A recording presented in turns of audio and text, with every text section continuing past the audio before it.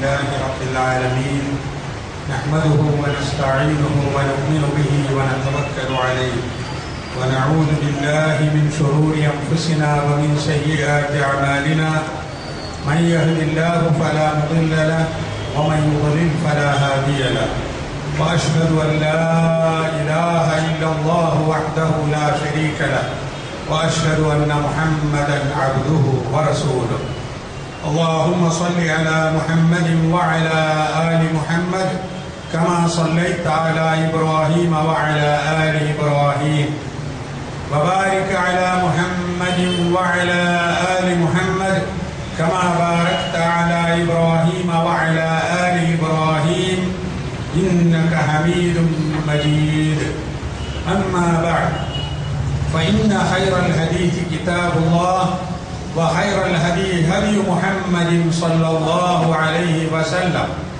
وشر الأمور محدثاتها فكل محدثة بدعة وكل بدعة ضلالة يا أيها الذين آمنوا اتقوا الله حق تقاته ولا تموتن إلا وأنتم مسلمون أعوذ بالله من الشيطان الرجيم بسم الله الرحمن الرحيم والمؤمنون والمؤمنات بعضهم أولياء بعض يأمرون بالمعروف وينهون عن المنكر ويقيمون الصلاة ويؤتون الزكاة ويطيعون الله ورسوله أولئك سيرحمهم الله إن الله عزيز حكيم.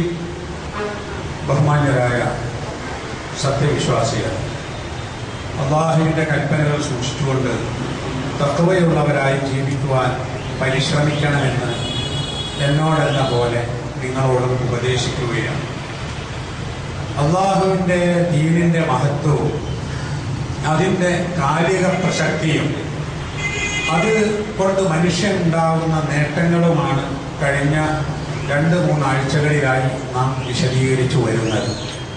ഇസ്ലാമിക നിയമങ്ങൾ പഴഞ്ചനാണെന്നും ഇസ്ലാമിൻ്റെ ശാസനകൾ മനുഷ്യന് ആവശ്യമില്ല എന്നും ഇസ്ലാം ഇന്ത്യയിൽപ്പൻ നിയമങ്ങളാണ് മുന്നോട്ട് വെക്കുന്നതെന്നും ഒക്കെ പറയുന്ന ആളുകൾക്ക് അനുദിനം മറുപടി ലഭിച്ചുകൊണ്ടിരിക്കുന്ന കാഴ്ചയാണ് എങ്ങുമുള്ളത്. ഇസ്ലാം എന്ന് പറഞ്ഞിട്ടില്ലെങ്കിലും ഇസ്ലാം ജനങ്ങൾക്ക് നൽകിയിട്ടുള്ള നിർദ്ദേശങ്ങളാണ് മനുഷ്യന്റെ സമാധാന ജീവിതത്തിന് ഉപകരിക്കുക എന്ന് ലോകം തിരിച്ചറിഞ്ഞുകൊണ്ടിരിക്കുകയാണ്.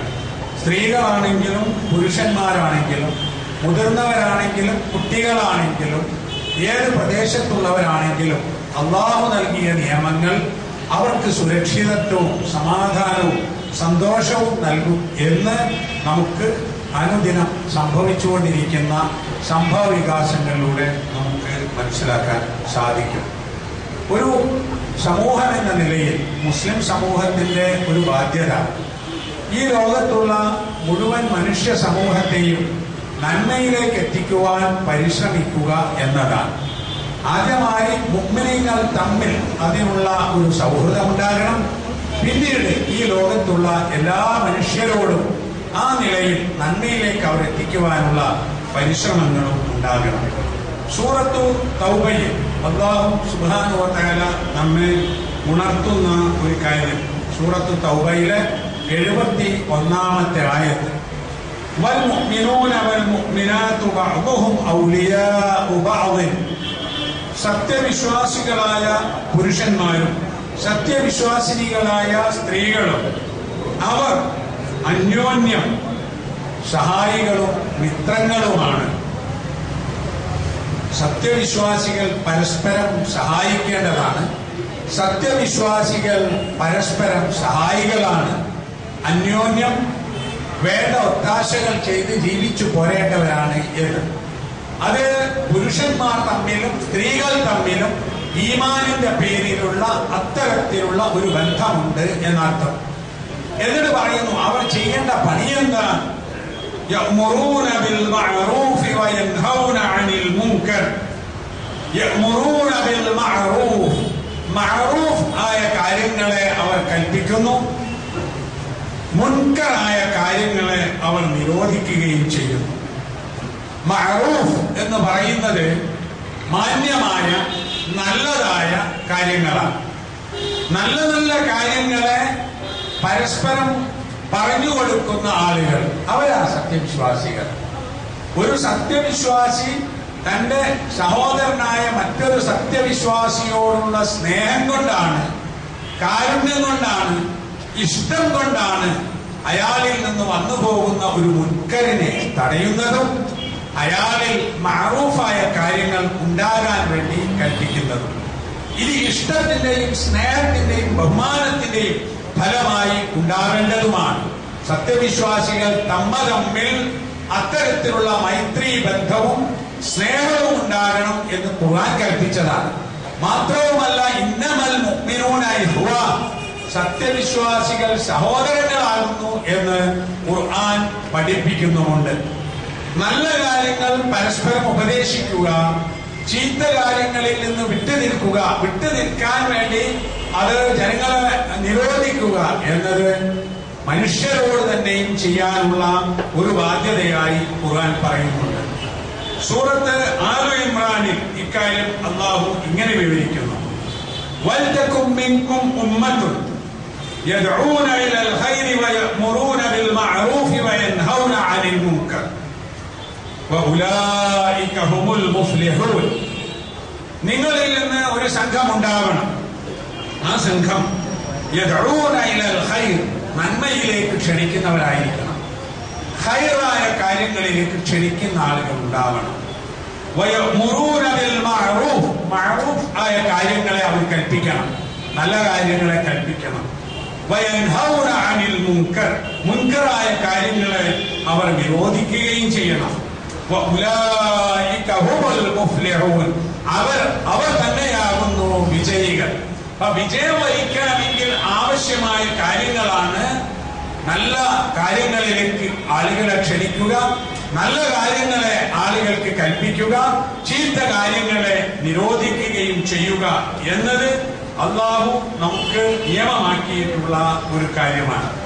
ഈ കാര്യം ചെയ്യാൻ വേണ്ടി ഏൽപ്പിക്കപ്പെട്ട ഒരു സമൂഹം എന്ന നിലയിൽ അല്ലാഹു നമ്മെ പഠിപ്പിക്കുന്നുണ്ട്. ഇതേ സൂറത്തിൽ ശേഷം വരുന്ന ആയത്തുകളിലായി നിങ്ങൾ കുൻതും ഖൈറ ഉമ്മത്തിൻ, നിങ്ങൾ ഉത്തമ സമൂഹമാണ്. ഖൈറു ഉമ്മ, സമൂഹങ്ങളിൽ ഏറ്റവും നല്ല സമൂഹമാണ്. ആ സമൂഹം എന്തിനാ ഇവിടെ ഒരു മുസ്ലിം സമുദായം, മുസ്ലിം സമൂഹം എന്ന ഒരു വിഭാഗം എന്തിനാ ഇവിടെ ഉഖ്രിജത്തിൽ നാസ്, ജനങ്ങൾക്ക് വേണ്ടി എഴുന്നേൽപ്പിക്കപ്പെട്ട, പുറപ്പെടുവിപ്പിക്കപ്പെട്ട ഒരു സമുദായമാണ് ഉത്തമ സമുദായം. ഈ സമുദായം ജനങ്ങൾക്ക് വേണ്ടി അല്ലാഹു തആല ഇവിടെ ഉണ്ടാക്കിയ ഒരു സമുദായമാണ്.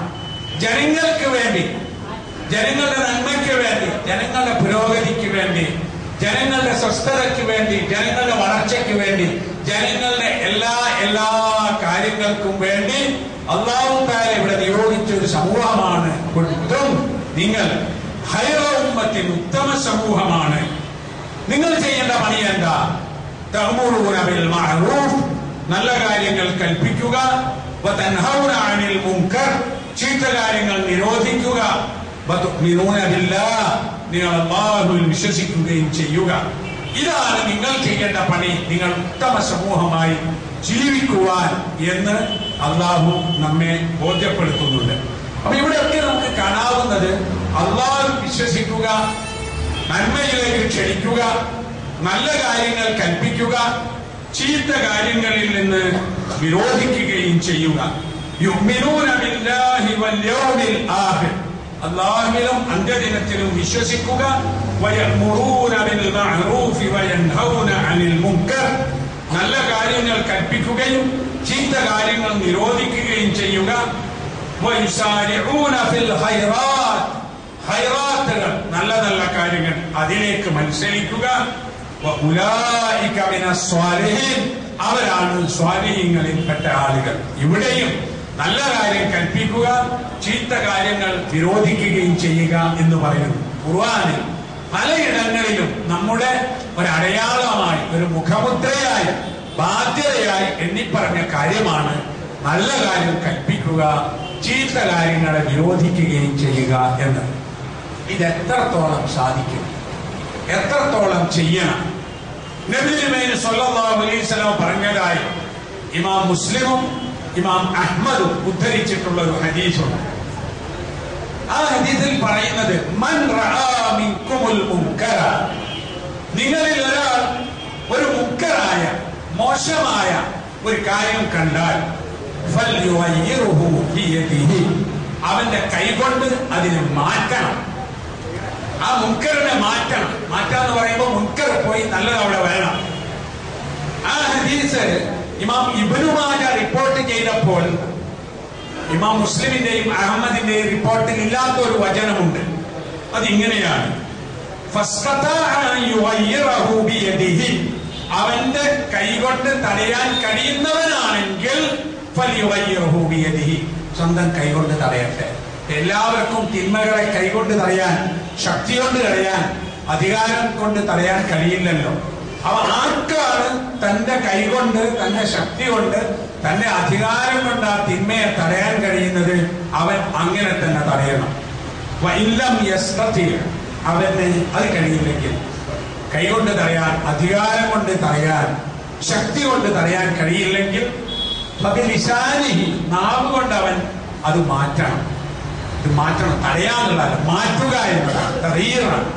അപ്പൊ പറഞ്ഞു കൊടുക്കുക, ഉപദേശിച്ചു കൊടുക്കുക.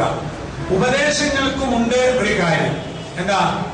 പല ആളുകളും ഉപദേശിക്കുന്നത് വിരോധം പോലെയാണ്. പല ആളുകളും ഉപദേശിക്കുന്നത് കണക്ക് തീർക്കാനാണ്. പല ആളുകളും പറഞ്ഞു കൊടുക്കുന്നത് സതുദ്ദേശമില്ലാതെയാണ്. ഞാൻ നേരത്തെ പറഞ്ഞു, മൂസാ നബി അലൈഹി സ്വലാമിന്റെ ചരിത്രം പറഞ്ഞപ്പോ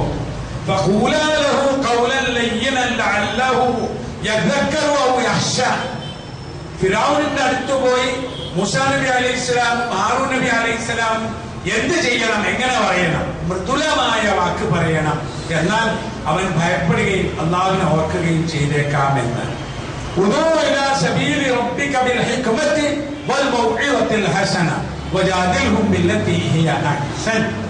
ആളുകൾക്ക് ഹിക്മത്തോടുകൂടി, നല്ല ഉപദേശത്തോടുകൂടി അള്ളാഹുവിലേക്ക് ക്ഷണിക്കുക, നല്ല നിലയിൽ അവരുമായി സംവദിക്കുകയും ചെയ്യുക.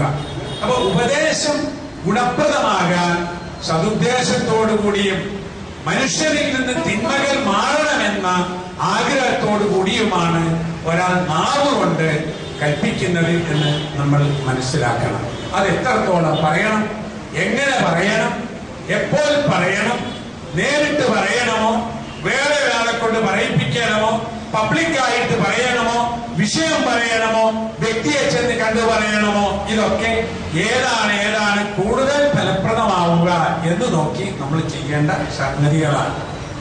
ഇനി അതിനും കഴിയാത്ത ഒരു സാഹചര്യത്തിൽ, അങ്ങനെ ഉണ്ടാവും ചില സാഹചര്യം, പറയാൻ കഴിയണമെന്നില്ല. പറയാൻ കഴിയാത്ത ഒരു സാഹചര്യം വന്നാൽ കൽബ് കൊണ്ട് അവനത് മാറ്റണമെന്ന് എന്ന് പറഞ്ഞാൽ കൽബിൽ അതിനോടൊരു വിരോധം ഉണ്ടാകണം എന്ന്. അത് ഈമാൻ, അതാണ് ഈമാനിന്റെ ഏറ്റവും ദുർബലമായ അവസ്ഥ എന്നാണ്. ഇത് ഞാൻ ഇത്രയും ആയത്തുകളും ഈ ഹദീസുകളും നിങ്ങളുടെ മുമ്പിൽ വെച്ചത് നമ്മുടെ ഇന്നത്തെ സാഹചര്യങ്ങളിൽ തിന്മ അതിശക്തമായി പ്രചരിക്കുന്നത് നമ്മൾ കാണുന്നു.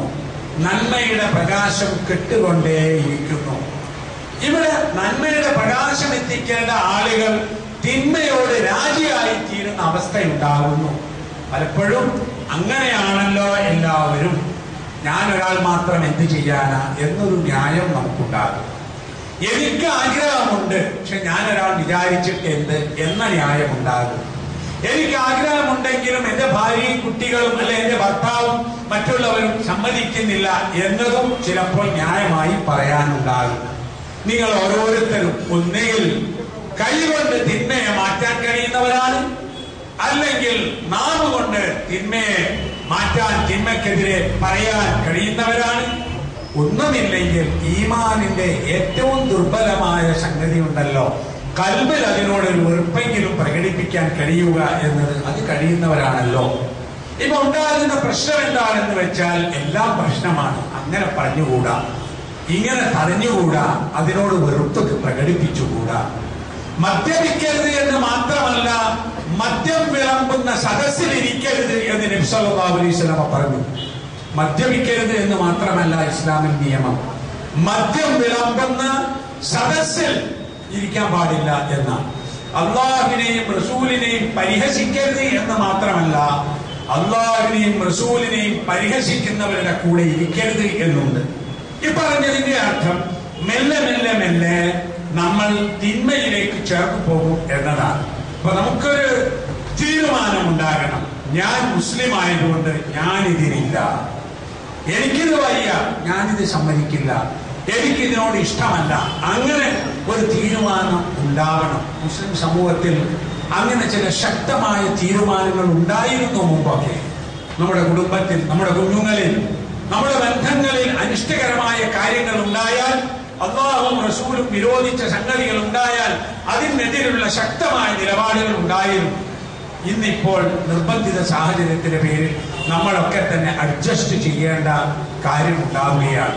എനിക്കത് പറഞ്ഞുകൂടാ, എന്റെ കുട്ടികൾ എങ്ങനെയാ, എനിക്കങ്ങനെ പറഞ്ഞുകൂടാ, എന്റെ കുടുംബം ഇങ്ങനെയാ, ഞാൻ തന്നെയും ഇങ്ങനെ പോയാൽ ദീനുണ്ടാവില്ല. ദീൻ പിന്നെ ഇങ്ങനെ കാണുന്ന പള്ളികളും മിനാരങ്ങളും ബാഗും മാത്രമായിരിക്കും. അതിന്റെ ഉള്ളിൽ തഖ്വയും ഈമാനും ഉണ്ടാവുകയില്ല എന്നതാണ്. എവിടേക്കാ എത്തുന്നത്? ഇന്നലെ നിങ്ങൾ കണ്ടില്ലേ പത്രത്തിൽ, ഒരമ്മയും 2 കുഞ്ഞുങ്ങളും പുഴയിൽ ചാടി മരിച്ചു. കോഴിക്കോട് ജില്ലയിൽ ഫറൂഖ് പാലത്തിന്റെ അടുത്ത്. അവസാനം എന്താ സംഗതി എന്നറിയില്ല. ആ മരണക്കുറിപ്പ് എഴുതി വെച്ച എന്താണെന്നറിയോ? കുടുംബത്തിൽ ഉണ്ടാകുന്ന പ്രശ്നങ്ങളുടെ ഫലമായി ഞാനും കുട്ടികളും മരിക്കാൻ പോവുകയാണ്, അത് വേറെ ആരും ഉത്തരവാദിയല്ല. അതൊരു സംഭവം. അങ്ങനെ എത്ര സംഭവങ്ങളാ ഇത് പറഞ്ഞാൽ കുടുംബ ജീവിതത്തിൽ ഉണ്ടാകുന്ന അങ്കലാപ്പുകൾ, അസ്വസ്ഥതകൾ, അനിഷ്ടകരമായ കാര്യങ്ങൾ, അതുപോലെ അധാർമികമായ ജീവിത രീതി, ഇതൊക്കെ ആളുകൾക്ക് സ്വയം ജീവനൊടുക്കാനും സ്വന്തം രക്തത്തിൽ നിന്ന് ജീവൻ കൊണ്ട കുഞ്ഞുങ്ങളെ പോലും നിഷ്കരണം കൊന്നൊടുക്കാനും കാരണമായി തീരുന്നു. നമ്മൾ എന്ത് ചെയ്യണം? നമ്മൾ സത്യത്തിന്റെ കൂടെ നിൽക്കണം, നന്മയുടെ കൂടെ നിൽക്കണം. എന്നിട്ട് ധർമ്മം പ്രകാശിപ്പിക്കാൻ കഴിയണം. അധർമ്മത്തിനും അനീതിക്കുമെതിരെ ശക്തമായ ഒരു പ്രതിരോധം തീർക്കുന്നതിൽ ഒരു കണ്ണിയെങ്കിലും ആയിത്തീരാൻ നമുക്ക് കഴിയണം. അല്ലാതിരുന്നാൽ ഈമാനിൻ്റെതായ ഒരു പ്രകാശം നമ്മുടെ മനസ്സിൽ നിന്ന് ഇല്ലാതെയാകും. അങ്ങനെ ആയിത്തീരുന്ന സന്ദർഭത്തിൽ പിന്നെ നമുക്ക് ഈ ഈമാൻ രണ്ടാമത് ഉണ്ടാക്കിയെടുക്കാൻ കഴിയാത്ത അവസ്ഥകൾ ഉണ്ടാകും. ഇത് വെള്ളിയാഴ്ചയാണ്. വെള്ളിയാഴ്ച ദിവസം ആഴ്ചയിൽ ഏറ്റവും പോലീശയുള്ളതാണ്. വെള്ളിയാഴ്ച ദിവസം നേരത്തെ പള്ളിയിലേക്ക് വരേണ്ടതാണ്. വെള്ളിയാഴ്ച ദിവസം കുളിക്കുന്നത് സുന്നത്താണ് എന്ന വിചാരത്തോടു കൂടി കുളിക്കേണ്ടതാണ്. പള്ളിയിൽ വന്നിരുന്നാൽ ഖുർആൻ പാരായണം ചെയ്യേണ്ടതാണ്. ഈ കാര്യങ്ങളൊക്കെ നമ്മുടെ മനസ്സിലുണ്ടാവുകയും ഇത് നമ്മുടെ കുഞ്ഞുങ്ങളെ പഠിപ്പിച്ചു കൊടുക്കുകയും നമ്മുടെ വീട്ടിൽ അങ്ങനെ ഒരു ബോധം ഉണ്ടാവുകയും ചെയ്തിട്ടുണ്ടോ? ഇതൊരു ഉദാഹരണം മാത്രം ഞാൻ പറഞ്ഞതാണ്. തിന്മക്കെതിരെ ശക്തമായി നിൽക്കാൻ, നന്മയ്ക്ക് വേണ്ടി നിലകൊള്ളാൻ ഉള്ള ഒരു തീരുമാനം നമ്മിൽ ഉണ്ടാകണം. അല്ലാഹു ഉഖ്രിജത്തിൽ നാസ് എന്ന് പറഞ്ഞത് പലപ്പോഴും ആളുകൾ മനസ്സിലാക്കുന്നില്ല. ജനങ്ങൾക്ക് വേണ്ടി എന്ന് പറഞ്ഞാൽ നമ്മൾ പറയില്ലേ, അദ്ദേഹം സ്വന്തത്തിന് വേണ്ടി ഒന്നും ചെയ്തിട്ടില്ല, ജനങ്ങൾക്ക് വേണ്ടി ചെയ്തവരാണ്. അദ്ദേഹം സ്വന്തത്തിന് വേണ്ടി ഒന്നും സമ്പാദിച്ചിട്ടില്ല, രാഷ്ട്രത്തിന് വേണ്ടി ജീവൻ അർപ്പിച്ചവനാണ്. പറഞ്ഞാൽ അതിന്റെ അർത്ഥം ജനങ്ങൾക്ക് വേണ്ടി, നാടിന് വേണ്ടി, മറ്റുള്ളവർക്ക് വേണ്ടി എന്നാണ്. അത് ഏതെങ്കിലും 1-2 നേതാക്കളോ 1-2 പണ്ഡിതന്മാരോ അല്ല, നിങ്ങൾ എന്നാണല്ലോ പറഞ്ഞത്. കുന്തും, നിങ്ങളെല്ലാം ഖൈറ ഉമ്മത്തിൻ, സമൂഹങ്ങളിൽ ഏറ്റവും നല്ല സമുദായത്തിൽ ഏറ്റവും നല്ല സമുദായം, ഉത്തമ സമുദായമാണ് നിങ്ങൾ എന്നാണ്. അപ്പൊ ഉത്തമ സമുദായത്തിലെ അംഗങ്ങൾ ജനങ്ങൾക്ക് വേണ്ടിയാണ്, ജനങ്ങളുടെ പുരോഗതിക്ക് വേണ്ടിയാണ്, ജനങ്ങളുടെ സമാധാനത്തിന് വേണ്ടിയാണ്, ജനങ്ങൾക്ക് ആശ്വാസത്തിന് വേണ്ടിയാണ് എന്ന നിലയിൽ ഒരു മുസ്ലിം ജീവിക്കണം. ഒരു മുസ്ലിമിനെ കണ്ടാൽ മറ്റുള്ളവർക്ക് അങ്ങനെ ആശ്വാസവും തോന്നണം. ഇപ്പൊ ചില പ്രദേശങ്ങളിലെങ്കിലും ഒരു മുസ്ലിം എത്തിപ്പെട്ടാൽ അതൊരാശ്വാസമായി, ഇവിടെ ഒരു മുസ്ലിം ഉണ്ട് എന്നാണ് മറ്റു ജനങ്ങൾക്ക് അങ്ങനെ തോന്നണമെന്നതാണ്. പക്ഷെ ഇത് നമ്മുടെ അവസ്ഥ. ഇന്ത്യയിൽ പല പ്രദേശങ്ങളിലും വീട് പോലും വാടകയ്ക്ക് കിട്ടാത്ത അവസ്ഥ മുസ്ലിം നാമധാരികൾക്കുണ്ട് എന്നതാണ്. ഇസ്ലാം അനുഷ്ഠിക്കുകയോ ഈമാൻ അനുസരിച്ച് ജീവിക്കൊന്നും വേണ്ട. പേര് മുസ്ലിം ആണെങ്കിൽ അവന് വീട് വാടകയ്ക്ക് കിട്ടില്ല, ഒരു കട വാടകയ്ക്ക് കിട്ടില്ല, ഒരു അന്യ രാജ്യത്തിലേക്ക് യാത്ര പോകുമ്പോൾ ആവശ്യത്തിലേറെ പരിശോധനകളും, ഒരു വിസ ലഭിക്കണമെങ്കിൽ അങ്ങേയറ്റത്തെ പ്രയാസങ്ങളും ഉണ്ടാകുന്നു. ആർക്ക്? ഈ സമുദായത്തിന്റെ മക്കൾക്ക്, ഈ സമുദായത്തിൽ പിറന്ന ആളുകൾക്ക്. അല്ലാഹു തആല പറയുന്നു, ജനങ്ങൾക്ക് വേണ്ടി പുറപ്പെടുവിക്കപ്പെട്ട ഒരു ഉത്തമ സമുദായമാകുന്നു നിങ്ങൾ എന്ന്. ഒരു കാലം വരണം, നമ്മൾ ആഗ്രഹിക്കണം. എന്ത്? ആരാണ് ഈ അപേക്ഷകൻ? മുസ്ലിമാണോ എങ്കിൽ അവൻ ജനങ്ങൾക്ക് നന്മ ചെയ്യുന്നവൻ. വീടോ മുസ്ലിമാണോ, നമ്പർ 1 അവനായിരിക്കും പ്രിഫറൻസ് എന്ന് പറയണല്ലോ. ഒരു കഥ വേണം. കുറെ ആൾ ചോദിച്ചു, മുസ്ലിമാണോ എങ്കിൽ അമുസ്ലിങ്ങൾ കൂടി മുസ്ലിമിന് തരുന്ന ഒരു പ്രാധാന്യം ഉണ്ടാകണം. ഒരു മുസ്ലിം ഏതൊരു രാജ്യത്തേക്ക് ഒരു വിസയ്ക്ക് അപ്ലൈ ചെയ്തോ, മുസ്ലിമാണോ അവന് കൊടുക്കണം. കാരണം അവൻ നല്ലവനായിരിക്കും എന്ന് തോന്നുന്ന ഒരവസ്ഥയിലേക്ക് വരണം. അങ്ങനെ ആയിരുന്നു മുമ്പ് നമ്മൾ ഉണ്ടായിരുന്നത്. മുസ്ലിങ്ങൾ താമസിച്ച വീടുകൾക്ക് വില കൂടിയിരുന്നത്, മുസ്ലിങ്ങളുടെ അയൽപ്പക്കങ്ങൾക്ക് വില കൂടിയിരുന്നത്, മുസ്ലിങ്ങൾ ഭരണം നടത്തിയ പ്രദേശങ്ങളിൽ നിന്ന് ആ ഭരണം ഉപേക്ഷിച്ച് പോകുമ്പോൾ അന്നാട്ടിലെ ക്രിസ്ത്യാനികളും ജൂതന്മാരും മറ്റുമായ ആളുകൾ വന്ന് നിങ്ങൾ ദയവായി തിരിച്ചു പോകരുത്, നിങ്ങൾ ഇനിയും ഞങ്ങളുടെ ഭരണകർത്താക്കളാകണം എന്ന് പറഞ്ഞ അവസ്ഥ ഉണ്ടായിരുന്നു പണ്ട്. ആ അവസ്ഥ ലഭിക്കണമെങ്കിൽ നിങ്ങൾ ഖൈർ ഉമ്മത്തായി ജീവിക്കാൻ സാധിക്കണം. അങ്ങനെ ഉള്ള ഒരു ശ്രമം നമ്മിൽ ഉണ്ടാകണം. വ്യക്തി ജീവിതം നന്നാക്കലാണ് ആദ്യം വേണ്ടത്. ഞാൻ ഒരിക്കലും ഞാൻ ചെയ്യാത്ത ഒരു കാര്യത്തെക്കുറിച്ച് മറ്റൊരാളെ ഉപദേശിച്ചിട്ട് എന്ത് കാര്യം? ഇസ്ലാമിക ചരിത്രത്തിൽ ഒരു സംഭവം. ഒരു നാട്ടിൽ അടിമകളുള്ള ഒരു രാജ്യത്ത് അവിടുത്തെ ഇമാമിനോട് പറഞ്ഞു ആ നാട്ടിലെ ആളുകൾ, താങ്കൾ അടുത്ത ആഴ്ചയിൽ അടിമയെ മോചിപ്പിക്കാൻ വേണ്ടി ഖുത്ബ നടത്തണം. അങ്ങനെ അടുത്ത ആഴ്ച മുതൽക്ക് അദ്ദേഹം ആ പള്ളിയിലില്ല. ആ പള്ളിയിൽ വന്നില്ല. ഒരു വർഷം കഴിഞ്ഞ് തിരിച്ചു വന്നു. എന്നിട്ട് അയാൾ മിമ്പറിൽ കയറിയിട്ട് പറഞ്ഞു, അടിമയെ മോചിപ്പിക്കൽ വലിയ പുണ്യമാണ്. അതുകൊണ്ട് നിങ്ങൾ കഴിയുന്ന ആളുകൾ അടിമയെ മോചിപ്പിക്കണം. അപ്പോ ആദ്യം അടിമയെ മോചിപ്പിക്കാൻ ഖുത്ബയിൽ പറയാൻ പറഞ്ഞ ആൾ ചോദിച്ചു, അല്ലയോ മഹാനെ, ഞാൻ അന്ന് ഒരു കൊല്ലം മുമ്പ് ഈ കാര്യം പറഞ്ഞിട്ട് ഇത്ര കാലം എവിടെ പോയി? എന്നിട്ട് ഇന്നാണല്ലോ വന്നു പറയുന്നത്. അദ്ദേഹം പറഞ്ഞു, എനിക്കിത് പറയാൻ എന്റെ കയ്യിൽ പണം ഉണ്ടായിരുന്നില്ല. ഞാൻ അടിമയെ മോചിപ്പിച്ചിട്ടുമില്ല. ഞാൻ ജോലി ചെയ്ത് പണമുണ്ടാക്കി ഈ ഒരു കൊല്ലത്തിനിടയിൽ ഒരു അടിമയെ മോചിപ്പിച്ചു. ഇനി എനിക്ക് നിങ്ങളോട് പറയാമല്ലോ, നിങ്ങൾ അടിമയെ മോചിപ്പിക്കണം എന്ന്. സത്യത്തിൽ പണമില്ലാത്ത ഒരു ഇമാമിനെ സംബന്ധിച്ചിടത്തോളം അത് പറയുന്നത് തെറ്റല്ല. പക്ഷെ അദ്ദേഹത്തിന്റെ സൂക്ഷ്മതയും ഞാൻ ഇങ്ങനെ ചെയ്യാത്തത് പറയുന്നു എന്ന ഒരു അങ്കലാപ്പ് കാരണമായാണ് അദ്ദേഹം അത് അത്രയും നീട്ടിക്കൊണ്ടുപോയത് എന്നതാണ്. ഇതിനെ സൂചിപ്പിക്കുന്നത് നമ്മൾ ഓരോരുത്തരും നന്നാവുക. വ്യക്തി ജീവിതം, കുടുംബജീവിതം, ഓരോരുത്തരുടെയും സ്വകാര്യ ജീവിതം അത് നന്നാക്കി തീർക്കുക. എന്നാൽ നമ്മൾ ഈ വ്യക്തികൾ കൂടുന്ന സമൂഹം നന്നായി തീരും, ഖൈർ ഉമ്മത്തായി മാറും. അങ്ങനെയാവാൻ നാം പരിശ്രമിക്കണം. അല്ലാഹു തആല നമ്മെ എല്ലാവരെയും അനുഗ്രഹിക്കുമാറാകട്ടെ.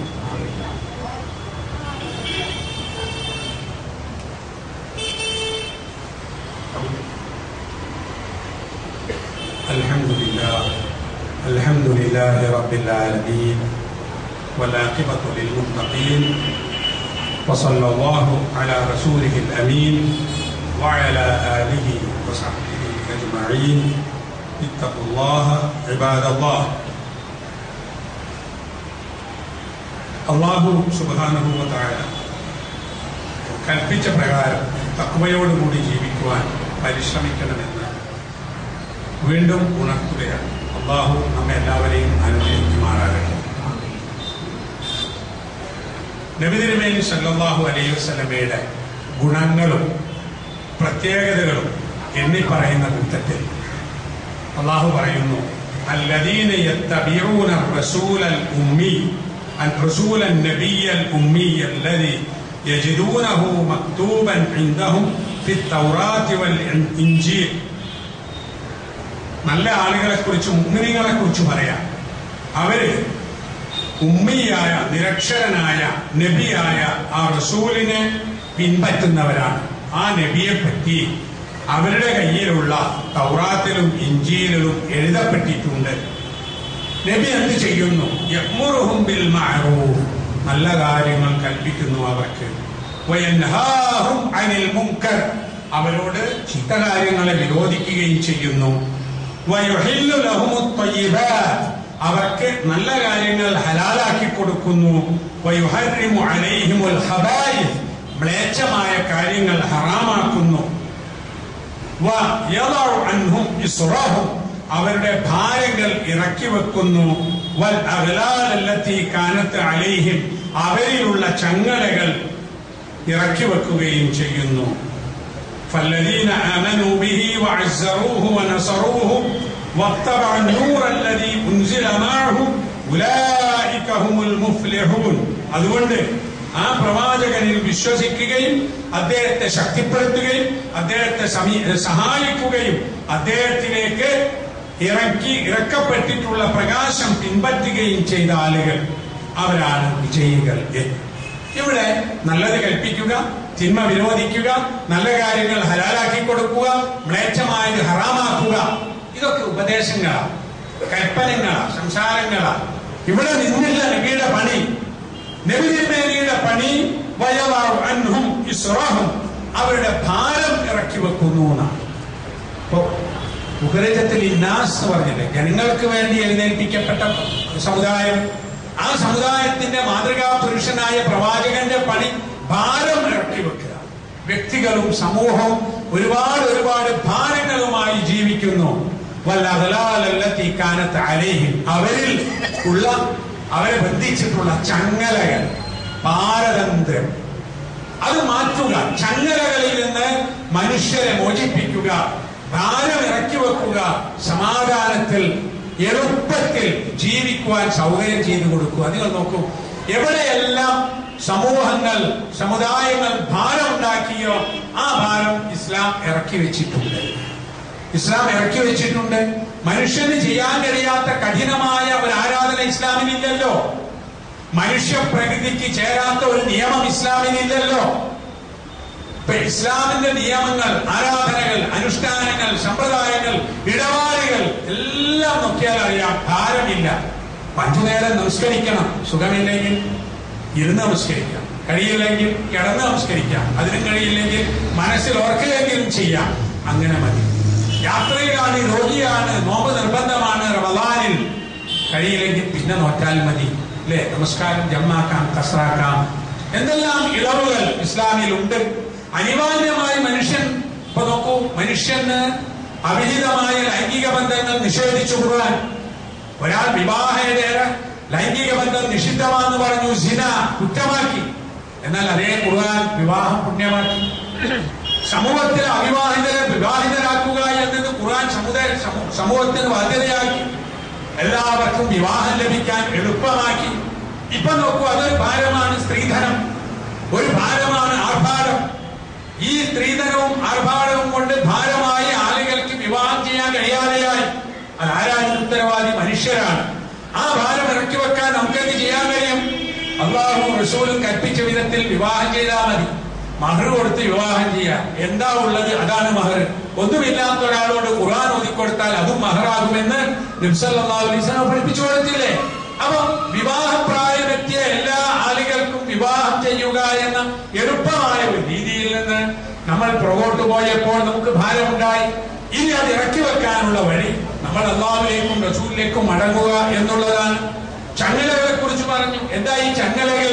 മനുഷ്യനെ ബന്ധിക്കുകയാണ്, ചങ്ങല കെട്ടിയിരിക്കുകയാണ്, അനങ്ങാൻ കഴിയാത്ത അവസ്ഥയിലാണ്, അടിമകളാക്കി വെക്കുകയാണ്, മർദ്ദിക്കുകയാണ്. അത് പണമുള്ളവൻ അത് ചെയ്യുന്നുണ്ട്, അധികാരമുള്ളവൻ ചെയ്യുന്നുണ്ട്, ഉദ്യോഗസ്ഥന്മാർ ചെയ്യുന്നുണ്ട്, പാവം മനുഷ്യർ. ആ മനുഷ്യരുടെ ചങ്ങലകൾ മാറ്റാൻ പ്രവാചകൻ പണിയെടുക്കുന്നു. ആ പ്രവാചകന്റെ അനുയായികൾ ഈ ചങ്ങലകൾ ഉണ്ടാക്കേണ്ട, ആളുകളെ കെട്ടിയിടാൻ പ്രവാചകൻ ഇറക്കി വെച്ച ഭാരങ്ങൾ ഇനി മനുഷ്യ സമൂഹത്തിന്റെ തലയിൽ എടുത്തു വെക്കാൻ നമ്മൾ പണിയെടുക്കേണ്ട. അപ്പൊ നമ്മൾ എവിടെ എത്തിച്ചേരുന്നോ ഭാരം ഇറക്കി വെക്കുക, എവിടെ എത്തിച്ചേരുന്നുവോ ചങ്ങലകൾ മാറ്റുക. ഇതായിരിക്കണം നമ്മുടെ ജീവിതത്തിന്റെ രീതി. അപ്പോഴാണ് ഉഖ്രിജത്തിൽ ഇന്നാസ്, ജനങ്ങൾക്ക് വേണ്ടി എഴുന്നേൽപ്പിക്കപ്പെട്ട ഉത്തമ സമൂഹം എന്നത് യാഥാർത്ഥ്യമായി തീരുക. അതിനുവേണ്ടി നമ്മൾ പരിശ്രമിക്കണം. അല്ലാഹു സുബ്ഹാനഹു വ തആല നമ്മെ അനുഗ്രഹിക്കുമാറാകട്ടെ. ഇന്നാണ് മാസത്തിൽ ഒരു പ്രാവശ്യം നമ്മുടെ ചുറ്റുവട്ടത്തുള്ള നടത്തിക്കൊണ്ടുപോകാൻ പ്രയാസപ്പെടുന്ന പള്ളികളെ സഹായിക്കാനുള്ള കളക്ഷൻ നടത്തുന്നത്. അതുകൊണ്ട് അതിലേക്ക് എല്ലാവരും സഹായം ചെയ്യണം എന്ന് ഓർപ്പിക്കുന്നു. അല്ലാഹു നമ്മെ എല്ലാവരെയും അനുഗ്രഹിക്കുമാറാകട്ടെ. റഹ്മാനും റഹീമുമായ അല്ലാഹുവേ, ഞങ്ങളുടെ പാപങ്ങളും കുറ്റങ്ങളും നീ ഞങ്ങൾക്ക് വിട്ടുപുറത്ത് മാപ്പാക്കി തരണമേ. ഞങ്ങളിൽ നിന്ന് വന്നു പോകുന്ന തിന്മകൾ നീ ഞങ്ങൾക്ക് മായ്ച്ചു തരണമേ. അല്ലാഹുവേ, ഞങ്ങളിൽ നിന്ന് മരണപ്പെട്ടു പോയ ആളുകൾക്ക് നീ മഗ്ഫിറത്ത് നൽകി അനുഗ്രഹിക്കണമേ. ഞങ്ങളുടെയും ഞങ്ങളുടെ മാതാപിതാക്കളുടെയും ഇണകളുടെയും മക്കളുടെയും സഹോദരങ്ങളുടെയും ദുആ ചെയ്യണമെന്ന് പ്രത്യേകം വസിയത്ത് ചെയ്ത ആളുകളുടെയും എല്ലാ സ്വാലിഹായ ഉദ്ദേശങ്ങളെയും അല്ലാഹുവേ നീ പൂർത്തീകരിച്ച് തരണമേ. രോഗങ്ങൾ കൊണ്ട് കഷ്ടപ്പെടുന്ന പ്രയാസപ്പെടുന്ന ആളുകളുടെ രോഗങ്ങൾ നീ അവർക്ക് സുഖമാക്കി കൊടുക്കണമേ. ശാരീരികവും സാമ്പത്തികവും മാനസികവുമായി പ്രയാസം അനുഭവിക്കുന്നവർക്ക് അല്ലാഹുവേ നീ എളുപ്പം നൽകി സഹായിക്കണമേ. ഇസ്ലാമും മുസ്ലിം സമൂഹവും അനുഭവിക്കുന്ന പ്രയാസങ്ങളും കഷ്ടപ്പാടുകളും തരണം ചെയ്യാനുള്ള കരുത്തും ഈമാനും നൽകി ഈ സമുദായത്തെ നീ അനുഗ്രഹിക്കണമേ. اللهم اغفر للمؤمنين والمؤمنات والمسلمين والمسلمات الأحياء منهم والأموات إنك مجيب الدعوات يا قاضي الحاجات. ربنا تقبل منا إنك أنت السميع العليم وتب علينا إنك أنت التواب الرحيم. ربنا يا غافر المذنبين اللهم أعز الإسلام والمسلمين. ربنا هب لنا من أزواجنا وذرياتنا قرة أعين واجعلنا للمتقين إماما. ربنا لا تؤاخذنا إن نسينا أو أخطأنا. ربنا ولا تحمل علينا إصرا كما حملته على الذين من قبلنا. ربنا ولا تحملنا ما لا طاقة لنا به واعف عنا واغفر لنا وارحمنا أنت مولانا فانصرنا على القوم الكافرين. ربنا آتنا في الدنيا حسنة وفي الآخرة حسنة وقنا عذاب النار. وصلى الله على نبينا محمد وعلى آله وصحبه وسلم.